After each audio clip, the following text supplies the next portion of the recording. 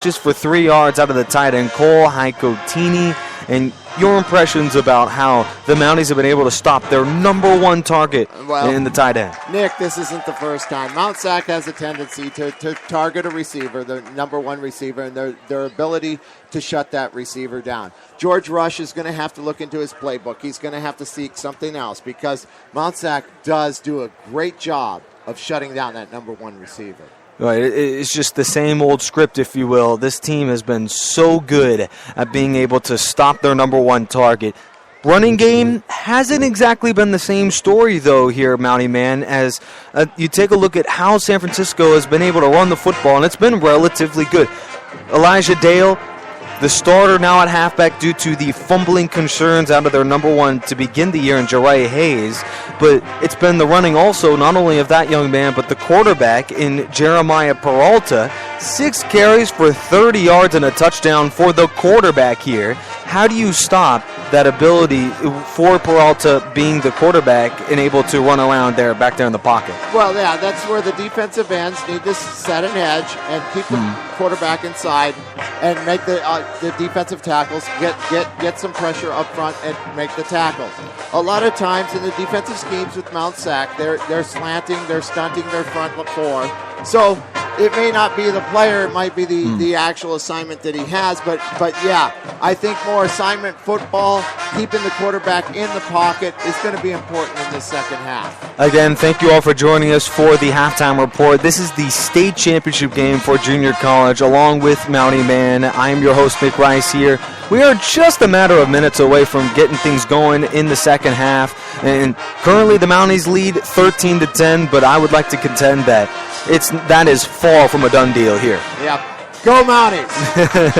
Mountie Man at his absolute finest. I would like to get your final thoughts, not about the offenses. We talked about how the teams need to differentiate the play calling defensively now. We'll start with Mount SAC.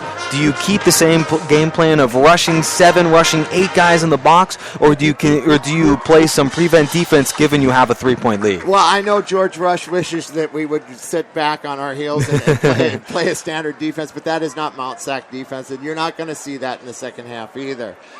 They are going to blitz a lot. That Mount SAC has the most sacks in the state, and they are going to continue to put pressure on the quarterback. 51 sacks during the regular season and playoffs. Add another 2 here in the state championship in just the first half. Mount SAC highly successful at getting after the quarterback. Of course, some of those runs by Peralta would be some that Jastrab would love to have back, if you will. For the other side, San Francisco defensively, I think they've played some relatively solid football in a couple of key areas, especially in run defense. How do you switch things up, or is there a different game plan in the second half for San Francisco's side on the defensive side of things? Well, they do have athletes back there, and I think you go ahead and slant your defensive ends. You go ahead and turn them loose on the quarterback. I think they can win that man-on-man advantage on Mount SAC's tackles. Whether or not they blitz the linebackers, I think that's in specific parts of the field. You take a look at those linebackers, though, and it's been the hard hits that have put Mounties really in some relatively tough scenarios. Those hard hits, will they play a role in the second half? Oh, I don't think so. You don't think so? No. The Mount SAC is a physical team, as is San Francisco City College. No, these kids aren't going to back away from each other. They're going to play hard all through the game. Yeah, these are some of the tougher junior college teams in the nation, if you will, both of which rank in the top 5 in junior college football. A phenomenal feat. Jastrab back at the state championship game along with the man for San Francisco. It's Coach Rush. 14 of 18 here, state championship appearances for city of San Francisco. And other thoughts, Mountie Man, of the opening half? Oh, I think there was opportunities that were missed by Mount SAC that possibly they could be up bigger. Did we expect anything less out of you? I don't know about that. Well, no, I'm thinking that Gilchrist dropping the ball in the end zone on Boy, was that a killer if you're the Mountie offense. Yeah, I think that was an opportunity that they cannot pass up in the second half. You know, on San Francisco City side, I think that they've had their opportunities too. The hot receiver. I'm sure they wish they had their first-string quarterback in there that would be a little more relaxed. I think both sides of the ball, there's a lot of jitters. So I think both coaches are going to go out and tell the players, hey, go out there and have a good time. Enjoy the time. be in the moment, think on your toes. I know this is a preposterous statement for you, but Mountie Man, what in the world are you going to do in the next 30 minutes of football here? What's going to happen at the end? Well, I think just what the coaches were going to tell the players, and I've got to remember that, is that as a fan, I need to enjoy both sides of the ball. Enjoy what San Francisco City College has brought an excellent team here. We have taken San Francisco coming in. We didn't give them a shot to even contest. And if it weren't for those two drives that stalled, if you're the Rams, very easily could San Francisco be leading here tonight. Oh, yeah. There's no doubt this is going to be a seesaw battle, and it's going to continue on until late into the fourth quarter. No, absolutely. Maybe just the final drive, and if there's one man that you would like to have a quarterback engineering that 2-minute drill, I'm sure Justin Allo is your man. It's the man that has led that Mount SAC attack. It's 10-22 passing, 172 yards. No touchdowns, but has his lone rushing touchdown here today. Mountie Man, final thoughts? Well, I think, again, we're going to be in for a 4-quarter game. It's going to be an excellent game. I hope the Mount SAC Mounties continue their winning success. Boy, Mount SAC, certainly one of the more winning teams in quite some time. Mountie Man, I think we're going to, in a matter of moments, send it right back down. But, boy, it's just going to be such a fun second half to watch. I'm going to love to see if I'm Mount SAC. I have yet to see it today, but the running game that Omaris Tolbert basically took in his own, took by the jugular, if you will. He ran all over Riverside the game 2 weeks ago. Then all of a sudden, here we are in this championship game, and he has the early fumble, he has the jitters. There are numerous times outside of that long 30-yard pickup midway through the first. This has been a man who's been bottled up all half, and I don't know if it's entirely San Francisco's defensive line. It's been quite a bit of it. Omaris Tolbert second-guessing, and as a running back, you can never do that and still put up the kind of production that he has throughout the regular season. I think as much as you want to give San Francisco credit, overall, this mounting running back in Omaris Tolbert's got to think right back at halftime, got to go to the locker room, regroup, got to think, boy, if I can just play with a head of steam, if I can not second-guess things, sure, I'll have some negative plays, but furthermore, this is a man that has the ability at 200 pounds to just run over a defense. Yeah, he does, and I think you nailed that, Nick. He can't second-guess himself.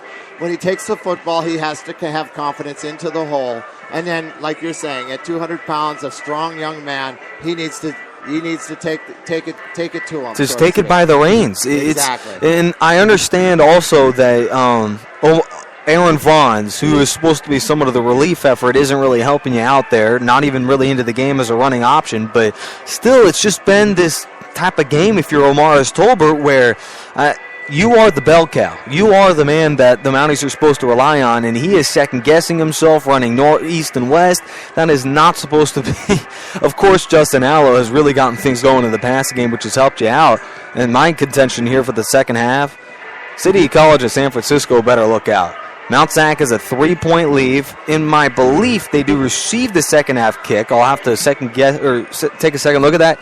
But furthermore, if Omaris Tolbert is having one of his worst halves of the postseason, yet they still have a lead, could you imagine what will happen if he gets in the second half, gets more of a groove? Yeah, that's exactly right. I mean, that's what I love Omaris Tolbert. He's a great running back, right? And I don't expect him to have the same second half as he did in the first half. And you talked about it, Omaris Tolbert. Boy, after that long run, is this man a D1 bound? Look at me now. I think this guy is a college running back. Yeah, I do too. Has the size, speed, and everything. I've seen enough of Omaris this year to say to myself, this is the kid that'll break through the D1. Absolutely. Other D1 guys has to include Derek Macon. Oh, definitely. Derek Macon is definitely going to break through, and he was a D1 guy, bounce back coming in, and he will definitely transfer to a Division I school. Defensive side, Sidavani Tama-Avena, of course, but I think the greatest player on this football team, and nobody's talking about him, Taekwon Glass. Phenomenal football player. Taekwon has picked up his game, hasn't he, Nick? I mean, he started out, he was kind of all thumbs in the beginning of the season, but he has all thumbs? What do you mean by that?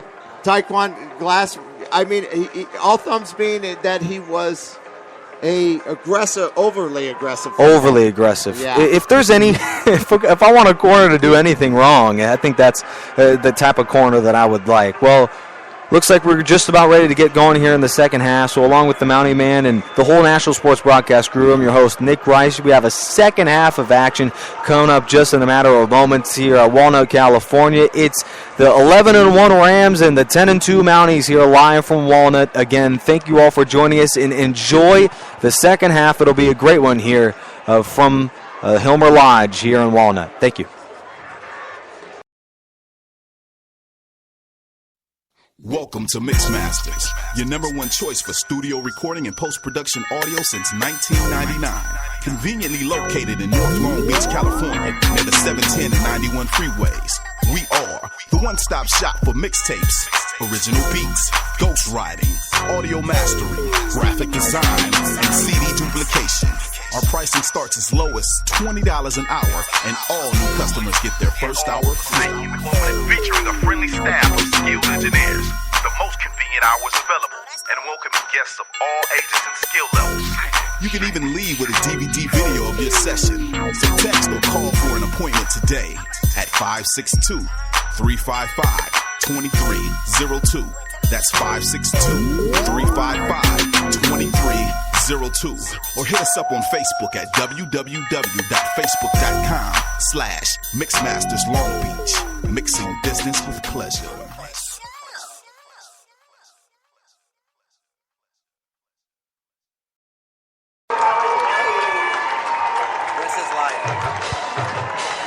Welcome back to Hilmer Lodge Stadium for the start of the second half from Walnut, California, as the Mounties of Mount San Antonio College, winners of the SCFA, lead CCSF 13-10 here at the half. And Brian, it'll be the Rams to get it on offense for the first time in the second half. But it was a defensive battle in the first half, and I don't expect anything less here in the second.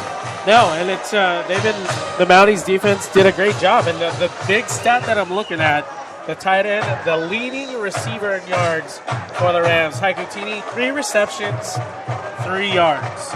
So he's done a great job.